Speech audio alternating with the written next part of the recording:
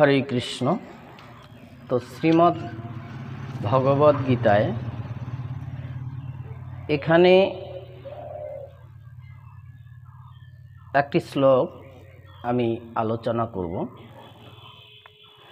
যে কি দেব দ্বিজ গুরু ও জ্ঞানীজনের পূজা, সুচিতা, সরলতা, ব্রহ্মচর্য, অহিংসা এই সকলকে শারীরিক তপস্যা বলে। তা আমাদের মানসিক তপস্যা আছে, শারীরিক তপস্যা আছে, বাচিক কতগুলো তপস্যা আছে, এবং সাত্ত্বিক তপস্যা আছে। তা সাত্ত্বিক, রাজসিক ও তামসিক তিন ধরনের তপস্যা আছে। এবার আমরা সাত্ত্বিক তপস্যাগুলো দেখে নেব। এবার কি বলছে এখানে? দেব মানে দেবতা, দ্বিজ মানে ব্রাহ্মণ, এবং গুরু। তাহলে এই জ্ঞানীজনের এটা হচ্ছে একমাত্র পূজা। তা এই শারীরিক তপস্যার মাধ্যমে আমাদের যে কি বলছে এখানে, সুচিতা মানে শুচিশুদ্ধ থাকা, পরিষ্কার পরিচ্ছন্নতা, এবং সরলতা, আর কি ব্রহ্মচর্য পালন, অহিংসা, কোনো জীবের প্রতি হিংসে নয়, এই সকলকে শারীরিক তপস্যা বলে। তাহলে আমাদের শারীরিক তপস্যাগুলো দেখুন কি। প্রথমে হচ্ছে সুচিতা। একটা মানুষ শুদ্ধ হোক, অশুদ্ধ হোক, ভালো হোক, মন্দ হোক, পরিষ্কার পরিচ্ছন্নতার সুচিতা থাকা, এটা প্রত্যেকটা মানুষের কর্তব্য। কেন? যদি নোংরায় সে পড়ে থাকে, সব সময় নোংরা ভাবনায় যদি থাকে, সেই মানুষটা কখনো সুস্থ থাকতে পারে না। এই জন্য প্রথমেই সুচিতা দরকার। আর কি? সরলতা। কখনো মনে কুটিলতা নিয়ে কখনো শান্তি লাভ করা যায় না। তাহলে যত মনে সরলতা থাকবে, তত সমস্ত কিছু তাহলে তার অতি সহজে লাভবান হবে। আর কি হচ্ছে? এই ব্রহ্মচর্য। প্রত্যেকটা মানুষের একটা সম্পদ বলে কথা আছে। সে যে দিক দিয়েই যায় না কেন, সম্পদ যার যত ফাঁকা হয়ে যায়, সে তত অভাব ভোগে, দুঃখ ভোগে, এবং শেষে একটা কথাই আছে, না খেতে পেয়ে মারা যায়। সেই রকম ব্রহ্মচর্য পালনটা এই রকম, মানে সেই পিতৃ সম্পদ বা তার যে নিজের আয়ু বৃদ্ধি বা সমস্ত কিছু দিক দিয়ে তাকে নিজেকে রক্ষা করা, এর নাম হচ্ছে ব্রহ্মচর্য পালন। আর কি বলছে? অহিংসা। হিংসের কথা কখনো বলেনি। মানে হিংসেটা মানব শরীরে কখনো শোভা পায় না। এই জন্যে যথেষ্ট চেষ্টা করতে হয় হিংসেটাকে কমিয়ে নেওয়ার জন্য, বা যদি একেবারে না থাকে তো অতি উত্তম। কিন্তু এই যে একেবারে না থাকা কথাটা, এটা মুখে বলা যায়, কিন্তু পালন করতে গিয়ে অনেক সময় লেগে যায়। এই জন্য চেষ্টা করতে হবে। হিংসে কম বেশি সবার মধ্যেই আছে, কিন্তু এর প্রবল শক্তি হওয়া ঠিক নয়। তা এগুলো হচ্ছে শারীরিক তপস্যা। এবার কি বলছে?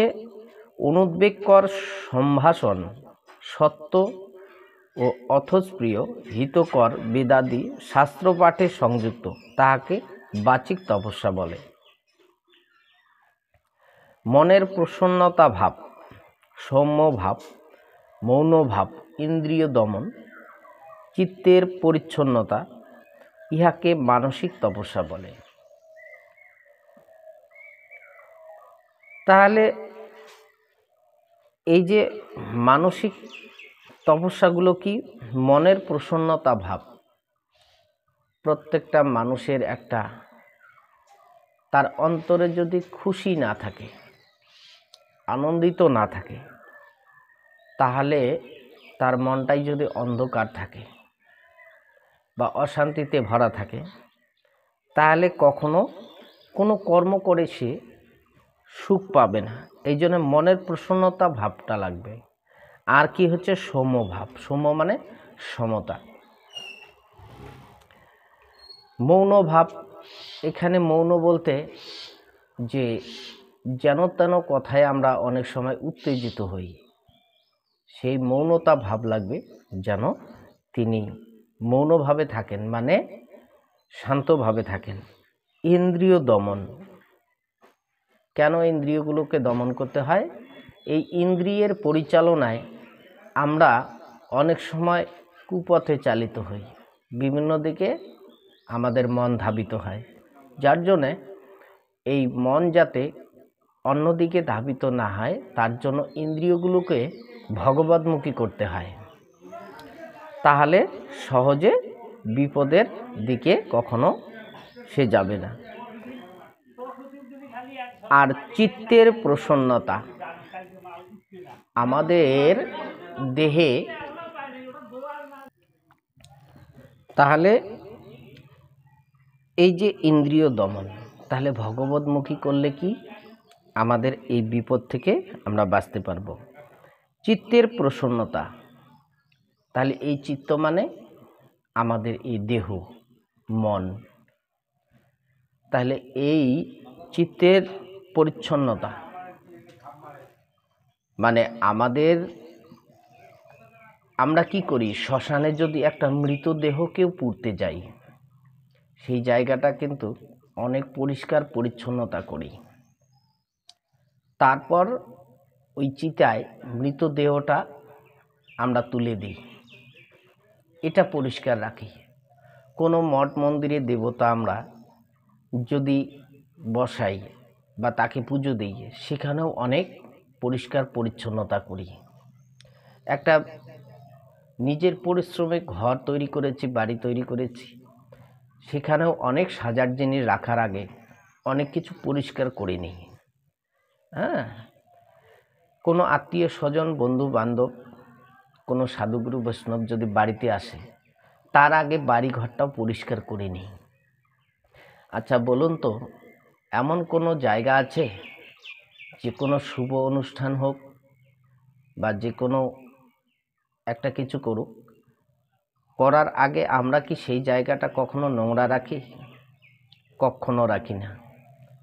তাহলে যদি সেই পরিষ্কার পরিচ্ছন্নতাটা সব কিছুতে দরকার আছে, তাহলে মানবের চিত্তেও সেই পরিষ্কার পরিচ্ছন্নতাটা দরকার আছে।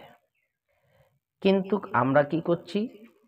এত পরিষ্কার পরিচ্ছন্নতা একটা মন্দির তৈরি করলো ভগবান, আর সেই মন্দিরে আমরা কত ধরনের নোংরা ফেলছি, একটু বিচার করুন তো। তাহলে সেই জায়গাটা কিন্তু পরিষ্কার পরিচ্ছন্নতাটা রাখার সবারই, প্রত্যেকেরই দরকার আছে।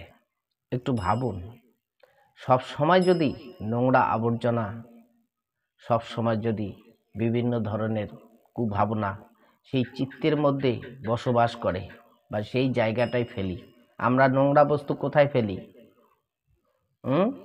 একটা যে কোনো ডাস্টবিনে বা যে কোনো একটা পাত্রে ফেলি বা কোনো জঙ্গলে ফেলি, যেখানে কেউ আনাগোনা না করে, যা আসা যাওয়া না করে, সেই জায়গায় ফেলি। আর আমরা কিন্তু সেই সমস্ত কুখাদ্যগুলো, যেগুলো ভগবানের কোনো সেবায় লাগে না, সাধুগুরু বৈষ্ণবের সেবায় লাগে না, সেই সমস্ত বস্তুগুলো, বিভিন্ন ধরনের নেশাগ্রস্ত বস্তুগুলো আমরা কি করছি? এই এত সুন্দর ভগবানের দেওয়া মন্দিরে আমরা কিন্তু সেগুলো ফেলছি।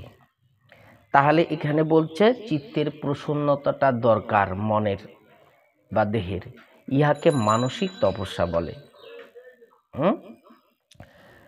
তাহলে যদি এগুলো মানুষের কথাই তো বলছে, মানসিক তপস্যা, তাহলে মানুষের যদি সেই তপস্যা না থাকে, সাধনা না থাকে, তাহলে সেই মানুষ কি মানুষ বলে পরিচিত হবে? কখনো নয়। তাহলে এখানে বলছে ফলের আশা ত্যাগ করিয়া একাগ্র মনে পরম শ্রদ্ধার সহিত, তাহলে ফলের আশা কখনো করা যাবে না, শুধু কর্ম করে যাও, ফলদাতা ঈশ্বর। তা বলছে সেই ফলের আশা ত্যাগ করে একাগ্র মনে শ্রদ্ধার